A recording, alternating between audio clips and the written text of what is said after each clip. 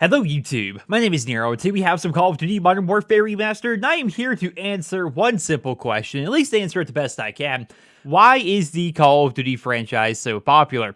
If you caught my last video, it was about the top 10 best-selling games of 2016, and lo and behold, Call of Duty was number one. The information actually came from the NPD report, which tracks new game sales in the United States. It does not necessarily track all individual sales like they're digital, which is why Overwatch ended up ranking 7th when it might have actually ranked first. Who knows with all the Battle.net sales, but it ranked physical copies, I believe, of every single video game that's sold in the United States, and Call of Duty came out on top. In fact, it has been the best-selling game just about every single year ever since 2007. Like, since 2007, there have been 3 total years where Call of Duty was not the best-selling game. In fact, it has been the best-selling game in December, which of course is the biggest month for spending, 9 straight years. It's ridiculously popular, and I want to ask you guys, why do you think Call of Duty is so popular in the first place? That's what we're going to discuss here in this video. I'm going to give you guys my opinions, but of course, I'd love to hear your opinions down there in the comment section below.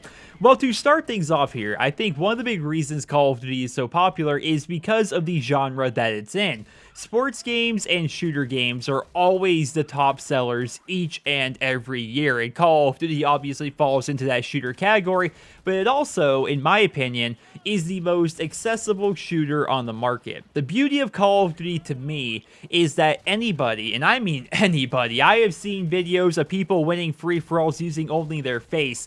People can pick up and play Call of Duty, have fun, get off, and have that instant gratification that you don't necessarily get in other games. I could hop on Modern Warfare Remastered right now, right? Hop into a ground war match, go on a couple of 10 kill streaks, and have fun. Like, rarely does a game go by in Call of Duty where I don't earn my kill streaks. Now, it could be like, I don't know, like Black Ops 2, where I set my streaks really high. Maybe then games will go by, but a game like Modern Warfare Remastered, it's rare that I don't call in several choppers every single game. Like, if you are somebody who wants to invest a little bit of time into the series, you can become competent at the game, and you can do well and have fun most of the time while you're playing. That's one of the best things about the Call of Duty series.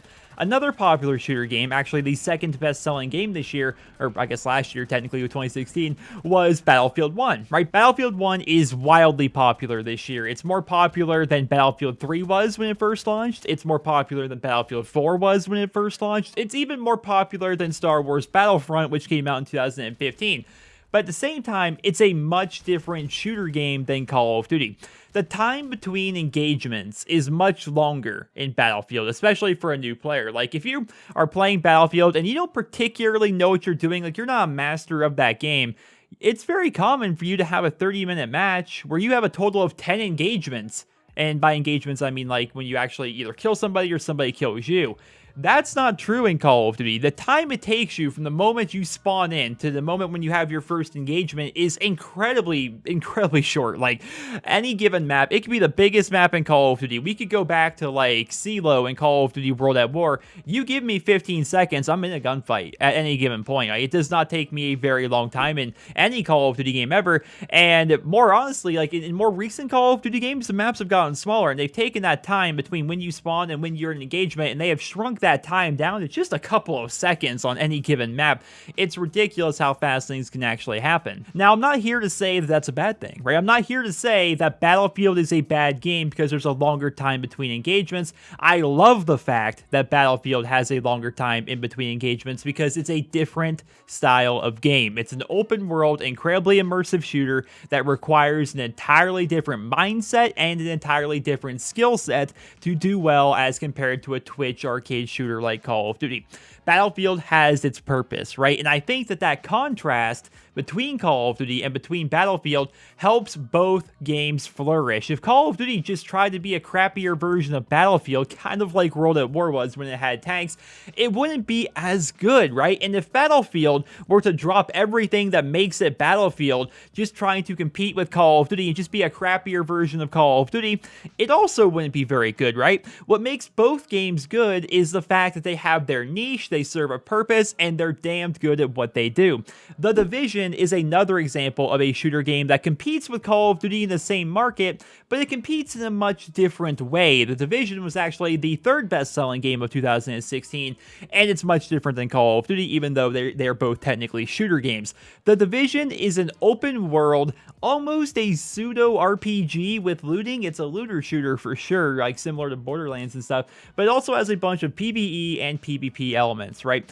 And this is much different than the pick up and play style of Call of Duty. It requires more time invested, the skill trees and level up system is much different. It's a much different game than Call of Duty. Similar to Battlefield, it requires an entirely separate mindset as well as an entirely separate skill set to be successful while playing the Division, right? And just like Battlefield, I'm not here to say that the Division is bad. I'm not here to say that it's bad because it has this style of an element. I'm just saying it's a much different style of a game than Call of Duty, and both games benefit from that. I hate it when people argue that X game is better than this other game, or this game here is going to kill Call of Duty, or it's going to outsell Call of Duty because it's a better game, or what have you, because while you're entitled to your opinion, I can see why, and I admire the passion that people have for their games. Don't these people realize that they aren't necessarily competing with each other, but rather shooter games like Call of Duty and Battlefield and Titanfall and Gears and everything, they have sort of a symbiotic relationship that allows them to flourish? Like, sure, Call of Duty sells more. It's the most popular game almost in the freaking world. It's ridiculous, right? And make whatever arguments you want about CSGO and LoL and stuff like that, but whatever.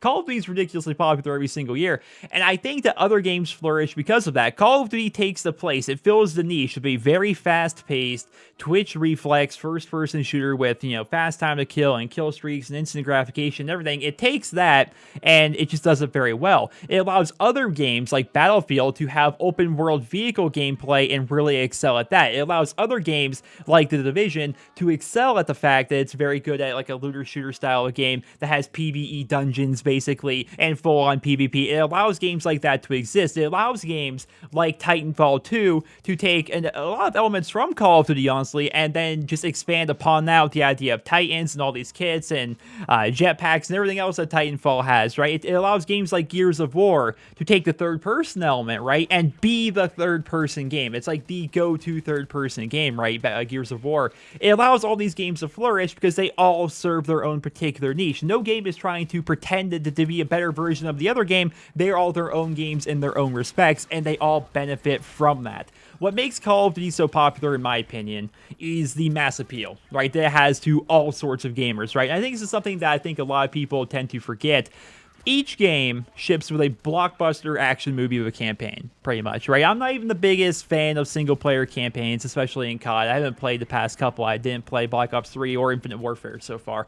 But they usually run 4 hours long, right? And they have several difficulties. They have several achievements tied to them, which really helps out achievement hunters. The multiplayer has a deep progression system that always has you working towards something new, whether it's getting to Prestige Master and just leveling up in general, whether it's unlocking camos, unlocking dark matter, which is like the ultimate camo, and I'm using dark matter as kind of like a broad term for the big camo in every single game, earning titles, earning emblems, leveling up faster, filling out your combat record, unlocking new weapons, unlocking new attachments. There's so many things for you to do. The maps themselves are usually small to medium in size, which usually forces, again, a lot of quick engagements, which always has you entertained. This is actually something that they have consciously done over the years. Like, we had back in the day, World at War, Modern Warfare 2, we saw a lot of very big maps, even extending a bit to the original Black Ops. There were lots of big maps that would really have a lot longer of a time between engagements. Well, they have noticed that a lot of the more popular maps, like Nuketown, Firing Range,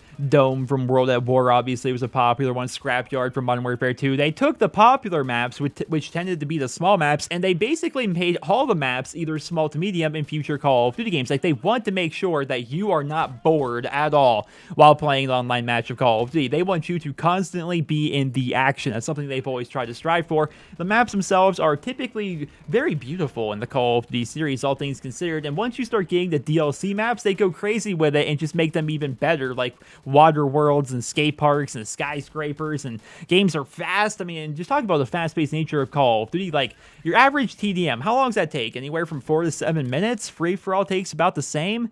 A competitive game of domination, in my experience in Modern Warfare Remastered, even with the halftime, will be like 12 minutes. And in those 12 minutes, it's pretty easy for you to earn sometimes north of 50 kills. And of course, you have kill streaks, which are rewards for doing well in game. And over the years, we've seen so many fun kill streaks like chopper gunners and AC-130s that appeal to both new and old players. Like someone like me that's played for a while, I can hop on the original Black Ops, which I have like 120 something thousand kills in, and I can go on a 9 kill streak, earn a chopper gunner, and have a freaking ton of fun, just like I did, when the game first came out. There's something about a chopper gunner which is always going to be fun to me. Whereas at the same time, like you see somebody that's never played Black Ops, they see me up in that chopper gunner, they're like, man, I want to get in that chopper gunner. I want to become a better player at this game because I want to be the guy that's calling in chopper gunners. It always has something for you to work for, something for you to strive for, and it appeals to veteran players and new players alike. That, in my opinion, is the biggest appeal for Call of Duty.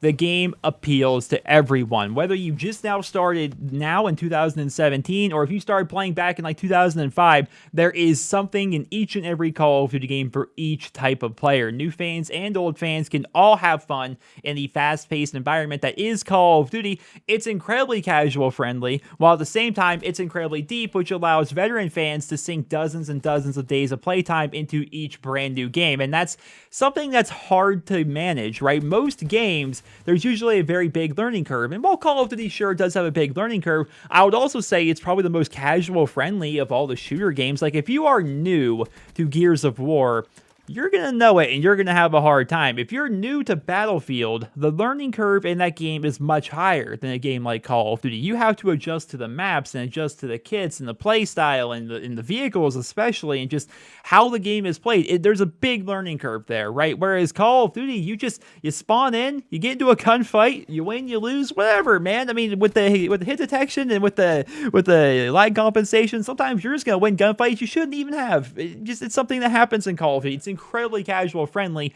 but at the same time, it's also very appealing to veteran players because there is so much to do in this game. And while yes, we can complain all we want about the 10-tick servers in Modern Warfare Remastered, and believe me, I can. Check out the clips on your screen right now. I'm getting quite annoyed at some of this stuff at times. That stuff doesn't happen all of the time, right? It's not every single game that this stuff is happening, and therefore, veteran fans can have a lot of fun because if you are a good player, you will be rewarded. 9 times out of 10, you will be rewarded in the Call of Duty series, but at the same time, you're not rewarded so much that it scares off new players. That's the beauty of Call of Duty. I've spoken about all of this so far, and I haven't even mentioned the third game mode yet. We've talked about campaign, we've talked about multiplayer at length, but every Call of Duty game since 2008 has some kind of an extra mode, whether it's zombies, whether it's a survival mode of some kind, whether it's Spec Ops or Extinction or what have you. Call of Duty has always had a side game mode that's removed from their campaign and their multiplayer that oftentimes has more content than most other games that come out on the market these days. Like, there's definitely something to be said for that. There are people that buy Call of Duty because they want to play the campaign, right? There are people that play solely for the multiplayer. And in fact, I would say the majority of people play for the multiplayer. But there's also a very large portion of the player base which buys every Call of Duty for the extra game mode. There are people out there who buy Treyarch games and only play zombies. Like, zombies is what they are into. There are people that to this day still play Call of Duty Ghosts because they like Extinction a whole lot. And there's something to be said about that. There is a side game mode which to millions of people has the appeal of its own game, even though it's simply 1/3 of the actual game itself. That is insane to me, and that's one of the many reasons why Call of Duty is very popular. And of course, it's going to bring up the entire debate of why is Call of Duty still only $60? They're charging the same amount of money here in 2017 as they did like in 2005. What gives? The games are incredibly bigger. They have a lot more content. Why are they not charging more money? And the reason why is most game studios and developers and publishers, everybody, they are worried about increasing the price of video games. They are worried that if the baseline price for a video game goes up to $80, that people are going to not buy their game. Thus, they have a lot of microtransactions and downloadable content. Like, I always kind of giggle when people say, well, that game's not worth $60. Like, Call of Duty not worth $60? Like, do you have any idea the amount of time? Like, the amount of money you spend on you can spend on a Call of Duty game versus the amount of time you can actually put into the game itself is incredible. It is not uncommon for your average Call of Duty fan to have at least 5 days of playtime in the multiplayer of any given year. And then you just take that and just average it out for your $60 versus the 5 days of playtime. that's a pretty good bargain right there. Not counting, of course, campaign, not counting the extra game mode, not counting the time you spent in private matches or just doing whatever. I mean, you don't spend a lot of money on Call of Duty compared to the amount of hours of entertainment you can actually get from the series itself. Overall, that is why I think Call of Duty is popular. The overall consistent quality of content and accessibility is why Call of Duty is the best-selling game each and every year, in my opinion.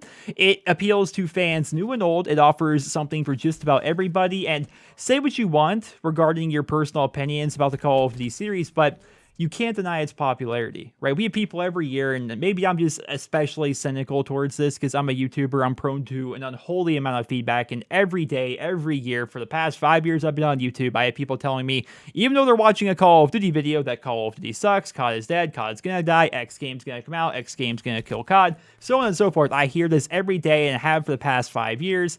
Even you guys, because I'm sure a couple of you are watching this video, you can't deny Call of Duty's popularity. Even though it's selling about a fourth as much as it did back in 2012, it still manages to be the best-selling game every single year. Oftentimes, 2 Call of Duty games make the top 10 most sold list of any given year.